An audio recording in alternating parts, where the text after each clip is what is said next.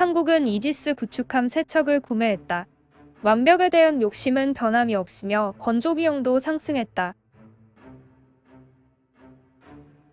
우리 해군이 차세대 이지스 구축함 건조 사업 KDX-3 배치2에 본격적으로 착수했습니다. KDX-3 배치2는 세종대왕급 구축함 대비 탄도탄 요격 능력이 추가되고 대잠 작전 능력이 향상된 신형 이지스 구축함 3척을 2014년부터 2028년까지 3조 9천억 원을 투자해 확보하는 사업인데요. 2019년 10월 방위사업청으로부터 선도함 건조를 수주받은 현대중공업은 상세 설계를 수행했으며 올해 2월 16일 착공식을 열었습니다. 현대중공업은 7,600톤급 1세대 이지스 구축함인 세종대왕급 구축함의 기본 설계를 수행했으며 세척의 세종대왕급 구축함 중 1번함인 세종대왕함과 3번함인 서해 유성용함을 성공적으로 건조해 각각 2008년과 2012년 해군에 인도한 바 있습니다. 올해부터 착공을 시작한 선도함은 10월 기공, 2022년 하반기 진수를 거쳐 시험평가를 실시한 후 2024년 해군에 인도될 예정입니다. 차세대 이지스 구축함은 길이 170m, 폭 21m, 경합의 수량 8,100톤급이며 최대 속력 30노트로 운항할 수 있습니다. 이지스 전투체계와 더불어 탄도미사일 방어체계를 갖췄고 다기능 위상 배열 레이더와 적외선 탐지 추적 장비, 전자광학 추적 장비 등을 갖춰 탐지 추적 등의 대응 능력은 세종대왕급 구축함 대비 2배 이상 증가했으며 잠수함 탐지 거리는 3배 이상 향상됐습니다. 또한 보조 추진 체계를 탑재해 연료를 절감할 수 있도록 설계됐습니다. 차세대 이지스함에는 5인치 함포, 함대함, 함대공, 함대지 유도미사일과 어뢰 등이 탑재되며 막강한 전투 능력을 보유하게 되는데요.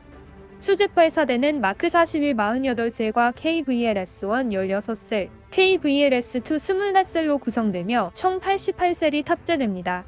셀 숫자로는 128셀의 세종대왕급보다 줄어들었는데 내부 용적이 2배가량 증가한 KVLS-2를 장착했기 때문입니다.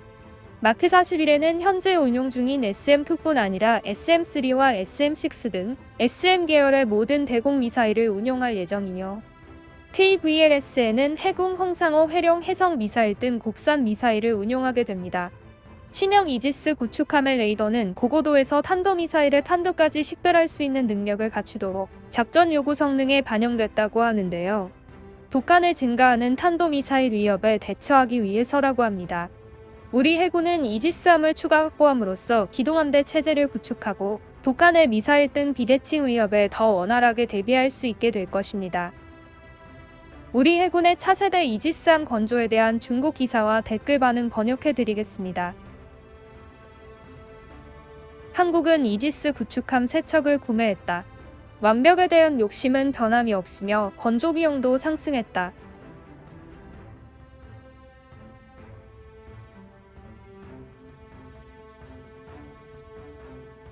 한국은 해군 강국으로 거듭나기 위해 해군 장비에 막대한 예산을 투입해왔다.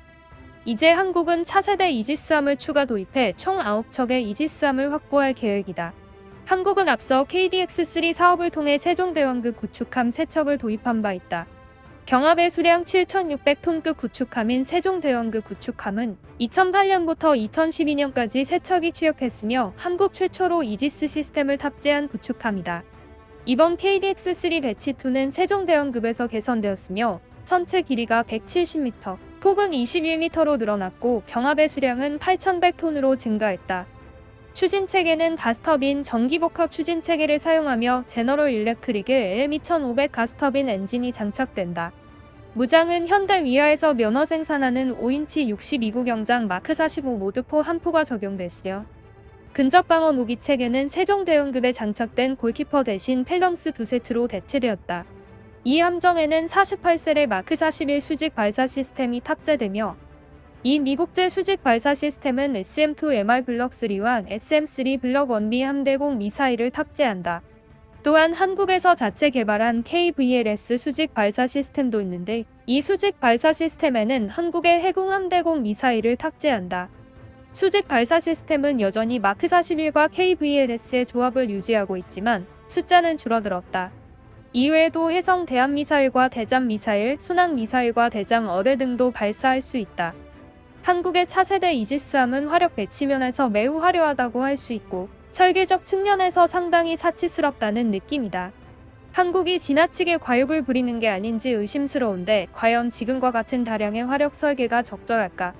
한 가지 분명한 것은 이번 함정의 건조 비용이 크게 상승했다는 점이다. 또한 사람들은 이 함정의 기술 수준이 매우 높다고 생각할지 모르지만 미국은 여전히 최신 세대 레이더를 제공하지 않고 있음을 지적해야 한다. 그러나 현재 한국의 목표는 세계 1위가 아닌 일본과의 대결이기 때문에 이러한 점은 한국에게 그다지 문제가 되지 않는다. 일본은 현재 신형 이지스 구축함 2척을 추가로 건조하며 총 10척을 확보할 계획이다. 따라서 한국은 뒤처지지 않아야 하며 당연히 새로운 이지스 구축함 건조 계획을 제시해야만 할 것이다. 댓글 반응입니다. 동아시아 해군은 괴물이다. 함정 자체는 꽤나 크지만 함포를 제외하고는 우리 055형 구축함보다 나을 것이 없어 보인다. 한국은 놀랍게도 러시아로부터 P-800 오닉스 기술을 도입했다. 초음속 미사일의 강점이 너무 크다. 명목상 성능은 자랑할 만합니다. 055형 구축함과 경쟁하기에는 충분하지 않아 보임.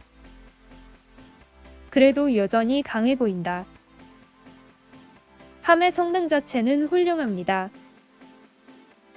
일본은 마야급, 한국은 세종대왕급, 중국은 난창급, 모두 성능이 뛰어나고 서로 경계할 필요가 있음은 분명하다. 분명히 한국 함정은 톤수가 점점 커지고 있다. 그런데 왜 수직 발사대 수는 줄어든 거지? 한국 해군의 발전 목표는 명확하지가 않다. 가장 큰 위협은 북한의 잠수함이다. 이렇게 많은 대형 함정을 건조하는 목적이 무엇인가? 한국의 자존심을 충족시키는 게 가장 큰 목적일 뿐이다. 한국의 조선업을 과소평가해서는 안 된다. KVLS는 마크 41보다 훨씬 크고 한국인들은 여전히 설계 경험이 부족하다. 055형은 사실 구축함이 아니다.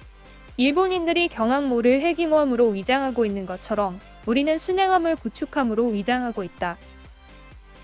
솔직히 한국은 좋은 나라이고 존중할 필요가 있다.